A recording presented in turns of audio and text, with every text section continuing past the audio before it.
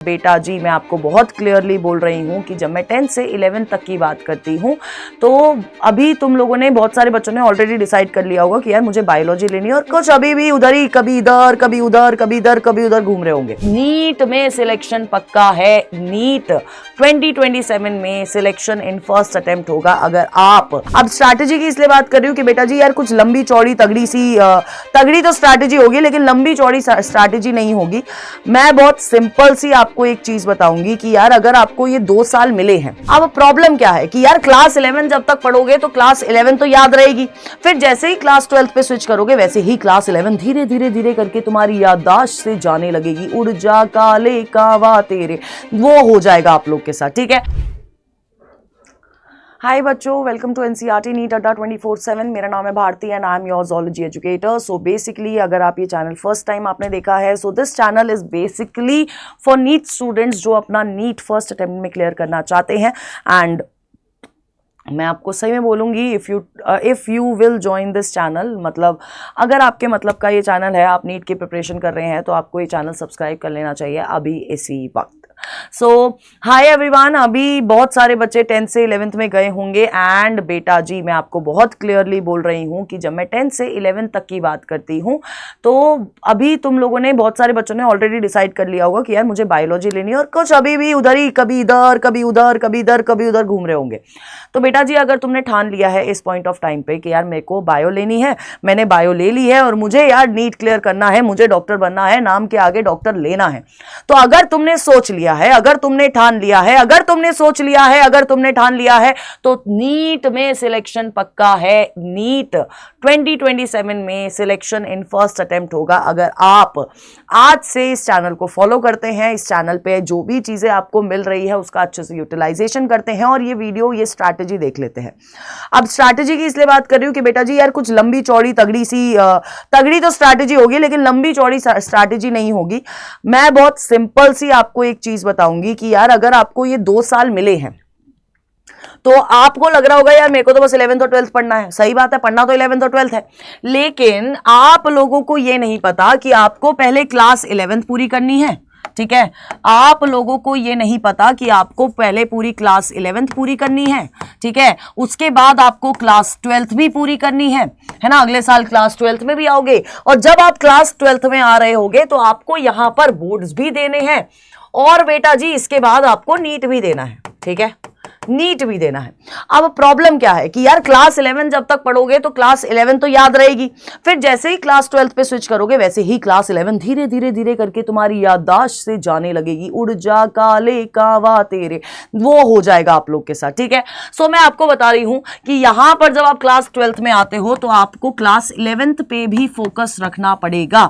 ये कैसे होगा, कैसे करने वाले हैं, क्या स्ट्रैटेजी रहने वाली है, वो आपको तभी पता चलेगी जब आप इस दर पर करेक्टेड रहोगे।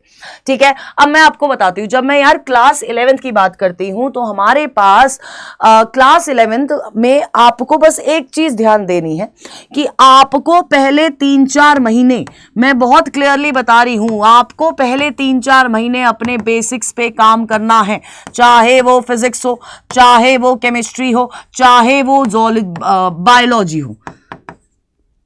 ठीक है, क्योंकि अगर आपने इस साल अपने बेसिक्स पे ध्यान नहीं दिया तो बेटा सारी की सारी गड़बड़ी हो जाएगी और जब सारी गड़बड़ी हो जाएगी, आपके बेसिक्स क्लियर नहीं होंगे तो कोई फायदा नहीं है, कोई फायदा नहीं है। फिर मैं आपको बहुत क्लियरली बोल रही हूं, कोई फायदा नहीं है, क्योंकि फिर आपको 12th में आपको बेसिक्स पे ही पढ़ना पड़ेगा, 11th भी पढ़नी पड़ेगी, 12th भी पढ़नी पड़ेगी। तो आपको इस साल ये इंश्योर करना है कि आपके बेसिक्स एटलीस्ट क्लियर हैं, क्योंकि अगर बेसिक्स भी क्लियर हो गए ना और कुछ चैप्टर्स छूट गए, कोई बात नहीं, अगले साल कर लेंगे, लेकिन इस साल बेसिक्स क्लियर होने चाहिए। You have to focus on your basics. अब दूसरी चीज, आप जहां पर भी अपनी बैच ले रहे हैं, आप जहां से भी अपना कोचिंग कर रहे हैं, जहां से भी आप ट्यूशन ले रहे हैं, जो भी आप कर रहे हैं, आपको एक याद रखनी है एक चीज की, भारती मैम ने बस एक चीज कही थी, you have to maintain the consistency. Consistency maintain करके रखनी है ताकि आपका बैकलॉग्स ना बने। क्योंकि बेटा एक बार बैकलॉग बनने लग गई ना, तो ये बैकलॉग मैं बताऊं आपको सच में क्या है, ये वो पाइल ऑफ कपड़ेज है, गंदा कपड़ा है ये, जो तुम लोग उतारते हो उधर फेंक देते हो, फिर दूसरा पहनते हो, दूसरा उतारते हो, तो वो धीरे धीरे धीरे करके इतना बड़ा पहाड़ बन जाता है। तो ये पहाड़ बहुत जल्दी बन जाएगा अगर आप कंसिस्टेंट नहीं रहोगे तो, ठीक है। अब दूसरी चीज, आप किसी भी सब्जेक्ट के लिए लेके चलो यार, इस चीज को जरूर फॉलो करना है। दूसरी बहुत इंपॉर्टेंट चीज है कि आपको अपने खुद के नोट्स बनाने हैं। You have to make your own notes, ठीक है, you have to make your own notes. आप 11th अपनी पेस से चलो, जितना धीरे हो सकता है, जैसे समझ आ रहा है वैसे आपको पूरी 11th चलनी है, ठीक है, ठीक है। आपको खुद के नोट्स बनाने हैं, आपको क्वेश्चन प्रैक्टिस फ्रॉम डे 1 करनी है, क्वेश्चन प्रैक्टिस फ्रॉम डे 1 से। आज जो आपने कंसेप्ट पढ़ा है उसकी क्वेश्चन प्रैक्टिस आपको आनी चाहिए, ये आपके दिमाग में बैठना चाहिए। चौथी चीज आपको पता होनी चाहिए कि यार एनसीईआरटी से ऊपर कोई किताब नहीं है, और स्पेशली फॉर बायोलॉजी आपको एनसीईआरटी को अपना दोस्त बनाना पड़ेगा। पहली चीज आपको बेसिक क्लियर करने हैं, दूसरी चीज आपको अपने नोट्स खुद बनाने हैं, क्वेश्चन प्रैक्टिस आपको डे 1 से करनी है, आपको एनसीईआरटी फॉलो करनी है, एनसीईआरटी की हर लाइन आपके दिमाग में छपी होनी चाहिए, तभी आप फर्स्ट अटेम्प्ट में एक बार में अपना नीट क्लियर कर लेंगे, ठीक है। अब एनसीईआरटी के बाद अगर मैं आपको बताऊं, एनसीईआरटी के बाद आपको बहुत क्लियरली हर चैप्टर के बाद 5th पॉइंट यही होगा कि आपको हर एक चैप्टर के बाद अपने खुद के शॉर्ट नोट्स बनाने हैं। और आपको 6th, आपको हर तीसरे हफ्ते स्टार्टिंग में, इन दी स्टार्ट, आपको हर 3rd वीक उस चैप्टर का रिवीजन करना है। अब रिवीजन कैसे करोगे? पहले आप इस चैप्टर की क्वेश्चन प्रैक्टिस लगाया करोगे, ठीक है। क्वेश्चन प्रैक्टिस को आप एनालाइज करा करोगे, ठीक है, एनालाइज करोगे यार मेरे इस चैप्टर के ये कंसेप्ट वीक है, फिर आप उन कंसेप्ट को दोबारा पढ़ेंगे, कंसेप्ट को दोबारा पढ़ेंगे, पहले एनसीईआरटी से पढ़ेंगे और फिर अपने नोट से पढ़ेंगे, और इस तरह से आपका हर चैप्टर का रिवीजन होना चाहिए। And with physics and chemistry मैं आपको सही में बताऊंगी, आप जितनी ज्यादा न्यूमेरिकल प्रैक्टिस करो, जितनी तरह के न्यूमेरिकल प्रैक्टिस करो, जितने बार न्यूमेरिकल प्रैक्टिस करोगे, उतना ज्यादा आप लोगों के लिए बेटर होने वाला है, उतना ज्यादा आप लोगों के लिए बेटर होने वाला है। सो ये आपको फॉलो करना ही पड़ेगा जब आप क्लास 11th में आओगे। आपको अपने टीचर के नोट्स मिल जाएंगे, हर जगह मिल जाते हैं टीचर के नोट्स, है ना, लेकिन आपके दिमाग में एक चीज फिट होनी चाहिए बेटा जी, कि आपको आपके खुद के नोट्स बनाने हैं, क्योंकि at the end of the day आप अपनी हैंडराइटिंग, आप अपने नोट्स ज्यादा बेटर समझ सकते हो, और आप जितना लिखोगे ना उतना ज्यादा वो आपके दिमाग में कैप्चर हो जाता है। एनसीईआरटी आपको पढ़नी नहीं है, सिर्फ रीड नहीं करनी है, एनसीईआरटी समझनी है।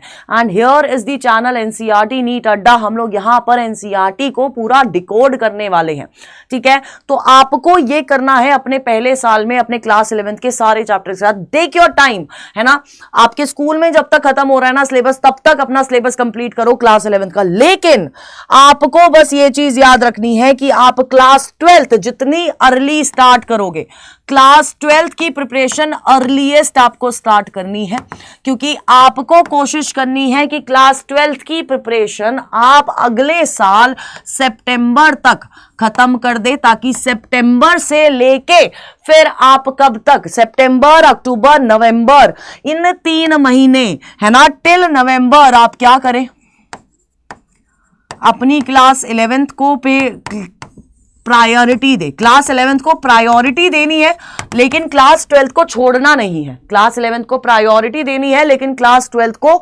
छोड़ना नहीं है, ठीक है। और क्योंकि फिर बेटा जी आ जाएगा दिसंबर 2027 आ जाएगा, दिसंबर 2027 से फरवरी 2027 आपको आपकी बोर्ड्स की प्रिपरेशन कराई जाएगी, और फिर आपका फरवरी के बाद आपकी नीट 2027 के ऊपर फिर से पूरा फोकस हो जाएगा।